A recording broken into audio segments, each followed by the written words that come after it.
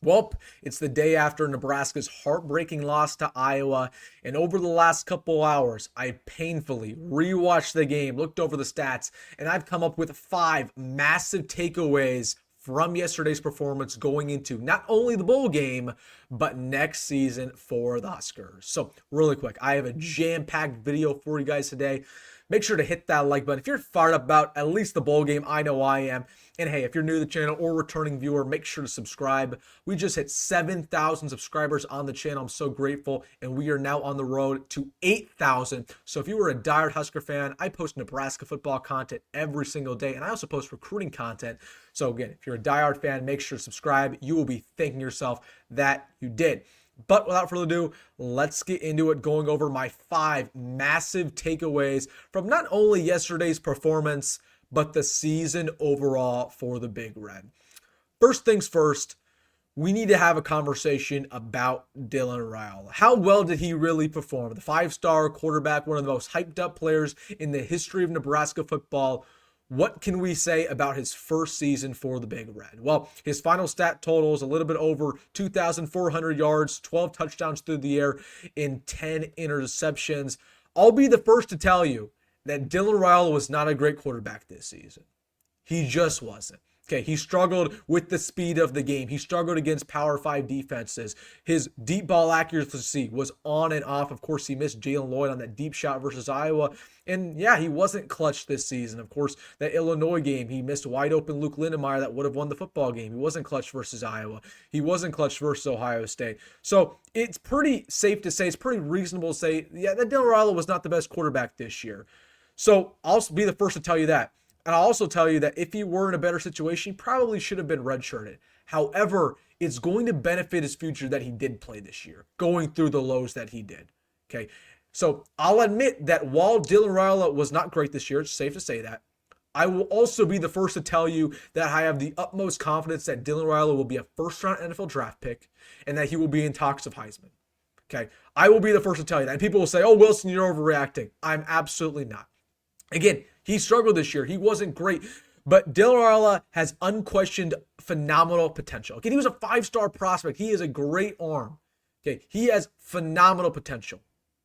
So you mix great potential with great work ethic, which I know he has. He's one of the best work ethics I've ever seen. I feel great about him in his future. So yes, while Dylan Raiola was not great this year and he lost Nebraska some football games along with the rest of the offense, he will still be great. People are too tough on him, in my opinion, and that's my take that I'm going to stand by. Speaking of Dylan, let's talk about the offense, specifically Dana Holgorsen and what went down yesterday, because it was an entire debacle. Over the last couple of weeks, we've talked about Dana Holgorsen fixing this offense, and I'm guilty. I thought Dana Holgorsen was going to have a great game plan versus Iowa, and that just simply wasn't the case. We put up 10 points, 0 of which came in the second half. You know, Holgorsen was bad, and I'm going to give him, a lot of credit. Again, he's learning this offense. He's only been here for, only 4 weeks, so it's not completely entirely his fault. But the play calling was bad at times. Again, the offense stalled out in the middle of the field. They couldn't get a drive going. They couldn't go into the red zone. Really had no success through the air. We never had that big play throughout the game to take the top off of the defense. We tried with Lloyd. Again, Raiola overthrew that football. And again, 0 points in the second half really hurt us. The defense did enough. We'll get into that. But the offense really didn't do their job. Shout out to the running backs. They were great yesterday. Emmett Johnson, Dante Dowdell. But again, offense was awful. Now, the question is Dana Holgorsen going to be here next year? Because if he won this football game, of course he would be. But will he be here next year? I think he absolutely will be. I'm not in love with that. Listen, I think Dana Holgorsen's a good coach. I think he's going to be fine as an offensive coordinator. My personal preference, I want coordinators who still have their best days of coaching ahead of them. I want coordinators who will be future coaches. Dana Holgorsen's best day of coaching is behind him. Okay, he's only getting worse from here on out. Okay, he's already been an offense, or he's already been a head coach. So I'm not in love with that. But again, it is what it is. It's no point in debating it. He's going to be our guy next year, despite the loss. Overall, rewatching this game, I think this team has a complete confidence issue. And this has been the case in the Scott Frost era, Mike Riley era, and Matt Rhule has found no solution. And I don't have a solution for it either. This team has a confidence issue. For whatever reason, when the game gets tight, this team has no belief in each other. They have no belief in the coaching staff, and we lose. However, when we play teams like Iowa, you could call it lucky, whatever it is. when they get in close games, they have the utmost confidence they're going to come out and win. I don't really believe in luck in that scenario. I believe in confidence, and sometimes you create your own luck. Iowa created their own luck yesterday. They have over the course of the history versus Nebraska. They win close games. Nebraska did it, and they did it once again yesterday in unbelievable fashion. Talking about this defense, I'm bittersweet in yesterday's performance because they were great. Besides one play that was horrendous, they missed multiple tackles on Caleb Johnson. They were phenomenal. Okay, the second best running back in college football, they only gave up 45 rushing yards, less than 3 yards per carry. That is crazy. You guys need to give this defense their respect, but you don't want to know why it's bittersweet. Not only because we lost, but Tony White's likely on the way out. Okay, per the rumor mill. And I think that's probably going to be the case. Tony White's going to take another defensive coordinator job somewhere else. Again, he's had his run-ins with Matt Rhule. Matt Rhule's not a big fan of the 3-3-5. It is what it is. But I'm bittersweet because this defense was great in perhaps Tony White's last game as our defensive coordinator. Ty Robinson balled. John Bullock balled out, and yet it wasn't good enough. And Tony White's going to probably go thrive somewhere else. Now, was Tony White the best defensive coordinator for us this year? No. But the highs were high. And my big question for you is, do you think we can do better than Tony White? I don't think we can. Because if Tony White's on the move, you know who's probably going to be our next defensive coordinator? Our secondary coach, John Butler. You know what was arguably the worst positional group on the team this year? Our secondary. I don't think John Butler deserves that promotion. I don't know about you. I do not think that. So that's why it's bittersweet for me. But we'll get into that as the offseason progresses. Special teams, want to address it real quick. Ed Foley needs to go. Ed Foley, you can still be a part of this coaching staff because, these coaching staffs have unlimited coaches nowadays. But you should not be our special teams coordinator anymore. That was obvious at week 2, week 3, week 4. It's obvious now. Listen, the reason we lost this game, there's a million reasons, but it was mostly special teams. Missed that field goal because of a bad snap, botched that punt return. In general, in the portal this year, we can talk about getting new wide receivers, getting new offensive linemen. One thing that we need in the portal, a good kicker and a good punter. We need a punter that can flip field position, can pin guys inside the 10, and we need a kicker that can knock down 50-yarders. We also need a long snapper as well. So Ed Foley needs to go. That's obvious. I want to talk about something real quick that's went viral over the last couple hours after the game. Nebraska did not shake Iowa's hand to begin this ball game. Of course, when you go to the coin flip, both captains, they exchange handshakes. Iowa extended their hands. Nebraska held both of their hands behind their back and did not shake Iowa's hands. And after the game, obviously when Iowa won, they trolled us and said, "Oh, Nebraska has no class. They didn't shake Iowa's hands." My thoughts on this, good for Nebraska. Don't shake Iowa's hand. This is a rivalry, for crying out loud. We hate Iowa. Iowa hates us. Why are we getting soft about shaking hands before a game? Iowa constantly disrespects us. They have no class. You talk about no class. Iowa has disrespected our coach, our quarterback, our team. They hang a picture of them sacking our quarterback in their weight room. They hate us. I hate Iowa, but Iowa has an infatuation about us. We live rent-free in Iowa's head. They hate us so bad. And I'll tell you what, Kirk Ferentz wants to beat Nebraska more than any other team on his schedule. He hates Nebraska. He has a vendetta against us. Okay, and they disrespect us constantly. So for them to say that we have no class because we didn't shake their hand is stupid because they have no class. Okay, actions speak louder than words, and they constantly, it's one thing to have no disrespect or to have no respect. Another thing to have no respect after you win. Iowa beats us. I'll give them credit. But after they beat us, they have no respect. They don't win with class, ever. So for them to play the class card and act like they're this, great team with great morals, that's bullcrap.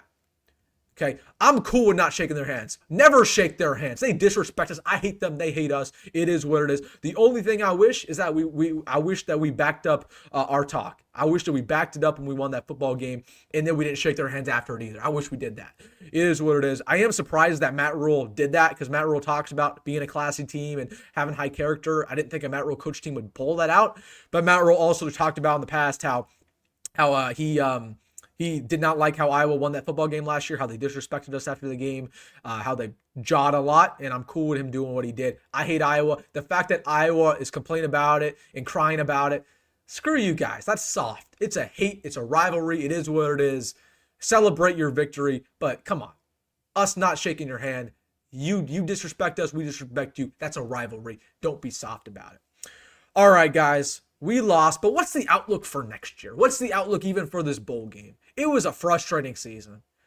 And the thing that frustrates me the most is that we were 5-7 last year. throughout this year's offseason, I feel like we got better at every single position. Of course, we have a better quarterback, better running backs, better wide receivers, better offensive line. The defense is better than last year. So it felt like from a positional standpoint, we have a completely better team than last year. We went 5-7. This year, we only won one more game. We went 6-6 with a way better team with an easy schedule. That's what's frustrating to me, man. We were a better team in every single aspect, and it really didn't show up on the win column. And the thing that's also frustrating is that if we lose this bowl game, we're going to have another losing season around. We're going to go 6-7. It is crucial that we win this bowl game. Now, I'm not giving up on Matt Rhule, and I know a lot of you guys are. I'm not. I still believe in Matt Rhule, but it's frustrating how he has not shown the ability within 2 years as Nebraska's head coach to win that close game, to win that big game, to out-scheme opposing head coaches. He hasn't shown that ability. Okay, I have no confidence for Matt Rhule to go into a big game and win and out-scheme the opposing head coach and make good decisions when the game gets tight. That's what's frustrating. So he needs to evaluate this culture of losing. He needs to fix that.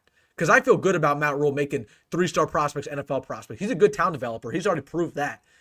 But he needs to fix this culture. It's one thing to have a culture of good guys who care about Nebraska. Another thing to have a culture of guys of winners. We need a winning culture. We don't have that. We haven't had that for a long time. The only way we could win football games is if we blow out teams from the very beginning. That's what we did versus Wisconsin, what we did versus Colorado. That's the only way we can win. If it's ever tight from the very get-go, if it's a tight ball game, we're going to lose. The only way we ever win is if we blow them out from the beginning. That's a problem. What does this mean for next year, though? Okay, because once again, next year, I think we're going to have a better team. We're going to be better at every position next year. We're going to bring in really good transfers. That's what Nebraska always does. We're going to have really good recruits. We're going to get a 5-star in a couple days. So we're going to drink the Kool-Aid, that's for sure. We also have a very easy schedule next year with 3 non-con victories, basically in the bag. It's a prove-it year next year, though. Okay, it's not. I don't care about moral victories or I just want to see improvement. No, we need 9 wins next year. That's the benchmark. I'll stand by that all offseason. 9 wins next year. You need 9. You need to prove, Matt Rhule, that you're building this program up 9 years. You need to see in that win column. You're going to be favored in at least 8 of those 12 games next year. 9 wins minimum. Okay, there's going to be hype going into next year. I know it feels bad right now coming after a loss. There's going to be a lot of hype. We're going to start sipping the Kool-Aid. We always do it. You need 9 next year. Feel free to come back to this video next season, but we need 9, and we're going to be drinking the Kool-Aid because we're going to have a good offseason. We always do. We're going to have a good team next year. You got to prove it on the field next year. 9 wins. One last thing I want to have you remember. Matt Rhule said something that stuck with me in August before the season. He said, although I expect us to take a jump from year 1 to year 2, he said the biggest jump is going to be from year 2 to year 3. We took a little bit of a jump this year. Not as big as I expected or many of you expected, but it's safe to say that we're going to make a jump next year. At least we should.